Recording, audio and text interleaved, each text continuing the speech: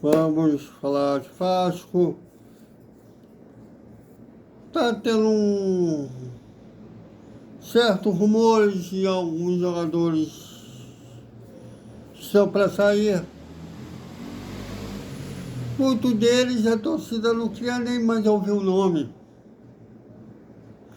Mas, ainda assim, o Vasco precisa ter cuidado para que esses atletas não saiam de graça de um clube, já que financeiramente está passando por peregues, não vê navios. Vamos falar sobre isso. Desperta, Vascaíno!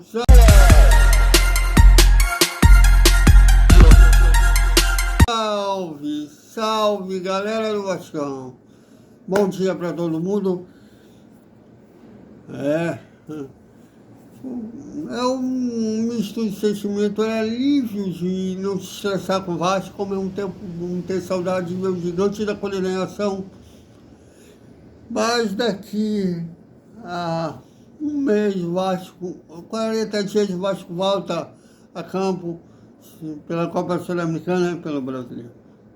Bom, de saída concreta, o Matheus França, que foi volta para o Crystal Palace, todo mundo, graças a Deus.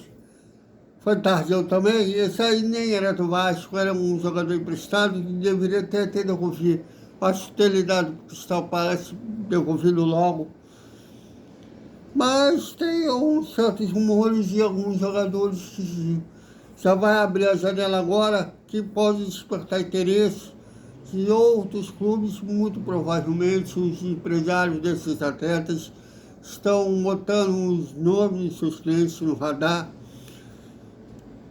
O Tietê, o Nuno Moreira, que não descarta voltar para a Europa, e o Lucas Piton. Engraçado que o Lucas Piton, quando ele estava em boa fase, muito graças ao Varese, olha, vamos chamar de viúva do Varese, mas tudo bem. Ele que corrigia muitos cruzamentos dele. Ele chegou a ser especulado na seleção brasileira, na seleção italiana, já que ele tem passaporte italiano, né? Não se explica assim, porque a Itália não se classifica para uma Copa do Mundo, já foi pela terceira seguida. Pelo jeito, a Itália vai só para o Mundial novamente quando ela for sede. Então, assim, e depois disso, o futebol do Piton caiu. Na verdade, desde o ano passado, antes do Cuiabano chegar, ele sempre teve uma deficiência no sistema defensivo, assim como o Pumita tem, a lateral direita, né? Mas é uma força ofensiva. O Pumita ainda tem essa força ofensiva. Pelo jeito, tem o Daniel Passarella não quis um lateral com força ofensiva que não chama o Pumita para a Copa do Mundo. Mas então tinha essa força ofensiva que chegou a ser especulado da seleção que eu mencionei. Depois decaiu. Passou, ele já foi um líder de cruzamentos do brasileiro do ano passado, ou ano retrasado, né? Se dava muito bem. A melhor fase do Piton, na verdade, foi com, sei que vamos chamar de viva com o Paé, porque era o Paé que fazia uma tabelinha com ele pela esquerda.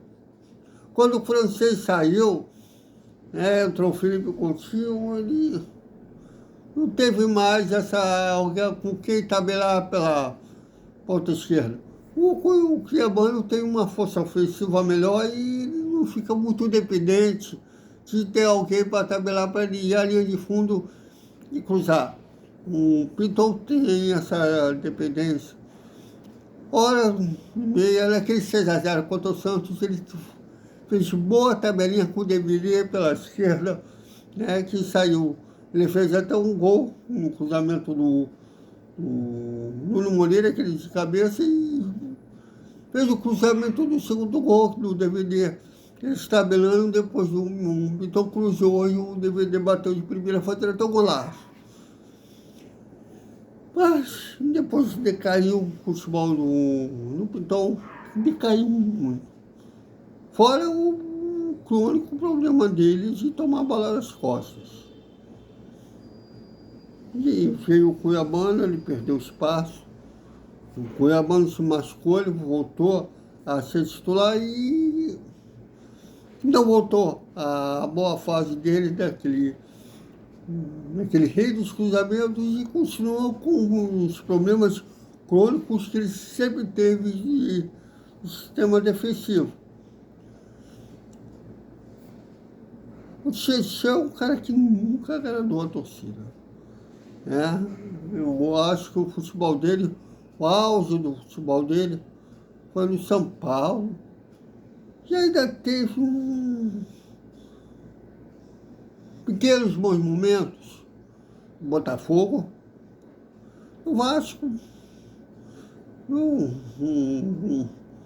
melhor momento dele foi o jogo contra o São Paulo, os 3-1 e os 6-0 contra o Santos, que ele fez inclusive o sexto gol.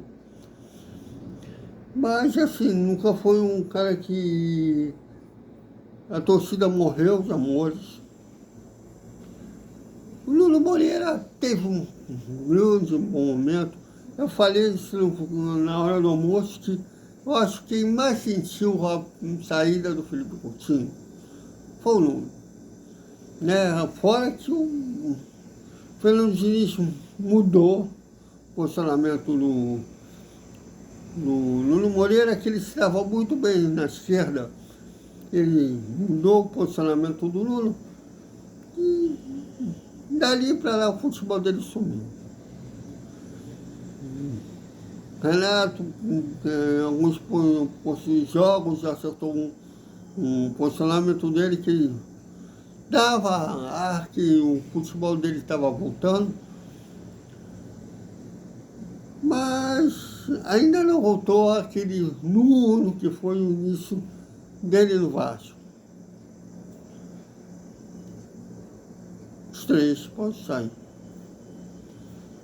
Nenhum jogador do Vasco é insubstituível, inegociável. O Vasco sente falta desse ídolo, desse cara que a gente fica preocupado de sair. O Ryan tinha a preocupação, mas ao mesmo tempo, pela realidade do clube, a gente sabia que era inevitável do Ryan sair, para vender e ter grana. Desses aí, se saírem, talvez o Nuno, não, mas o Piton e o CC vão sair pelas portas dos fundos, a torcida dando graças a Deus. Inclusive eu vi aí num grupo do Vasco, que ainda vou fazer o grupo do canal, mas ainda não tenho mais se não me engano, foi do Arquivo da Colina, da grande Ju Marcelo, um beijo para Ju. E gente ali falando graças a Deus, já foi tarde. Torcedor está no seu direito, é normal, ele é passional. Um jogador que não for bem, ele vai dar graças a Deus. Eu mesmo dei graças a Deus no Matheus França saindo. Se que dizem aí, segundo os colegas do Boticário Vascaíno, que ele já recolheu os pertenceres dele. Sair não vai ser um cara que eu vou lamentar. Mas não continua. Está sob contrato, assim como o Piton, assim como o Nuno Moreira. O que não pode é eles saírem de graça. Quando ceder esses ativos a 0,800, isso aí não pode. O Tietchan até saiu de graça, já havia acabado o contrato dele com o Botafogo. Mas o Piton Vasco, via 77, que foi um ativo da 77, já é contratado pela 77. Aliás, está um processo, na verdade, de tirar os jogadores vindos da 77. Inclusive, tem produtores de conteúdo ligados à diretoria que fazem esse tipo de campanha. Mas não foi de graça, o Vasco pagou. É um jogador que os direitos federativos e econômicos pertencem ao Vasco. O Nuno também, que não pode ele liberar a 0,800, é um valor menor que o Vasco pagou por esses atletas. Se uma proposta for boa para o jogador, para o clube, beleza. Agora não pode ser apenas uma proposta boa para o jogador. Sobre Pedro Paulo, que foi jogador, devia saber que diferenciar, né, a personalidade da torcida com uma análise fria de um dirigente. Vamos aguardar, só uma observação mesmo, né, os brasileiros, porque aliás, está um surto coletivo, né? Seja de jogadores saindo, seja da declaração da Leila Pereira, mas da declaração da Leila Pereira não está sendo um surto coletivo só do Vasco, está sendo dos rivais também. Mas assim, só deixar observado isso, eu sei que é óbvio que o Vasco não pode tomar um prejuízo. Um clube que está sem dinheiro, ainda sem novo investidor, pode estar, na verdade, a gente não sabe que pé está a negociação. A Leila mesmo não deixou claro que em pé está a negociação. Né? Ainda não conta com dinheiro da aporte de investidor. E recuperação judicial não pode simplesmente abrir mão de dinheiro dos seus ativos. Só isso. Bom, ontem não saiu boa noite, porque data da FIFA, Copa do Mundo para começar, jogadores de férias, tem poucos notícias factuais do Vasco. Não era para nem ter a hora do almoço, na verdade, mas acabou saindo, porque acabou não saindo o vídeo da Leila Pereira no Esperta, aí fez a hora do almoço. Como já tinha feito a hora do almoço, não vi necessidade de fazer uma noite. Então, é isso, galera. Até o nosso boa noite com mais bate-papo. Se tomar, que tem alguma notícia concreta do Vasco, né? Quem sabe aí a diretoria também começando a trabalhar em trazer reforços.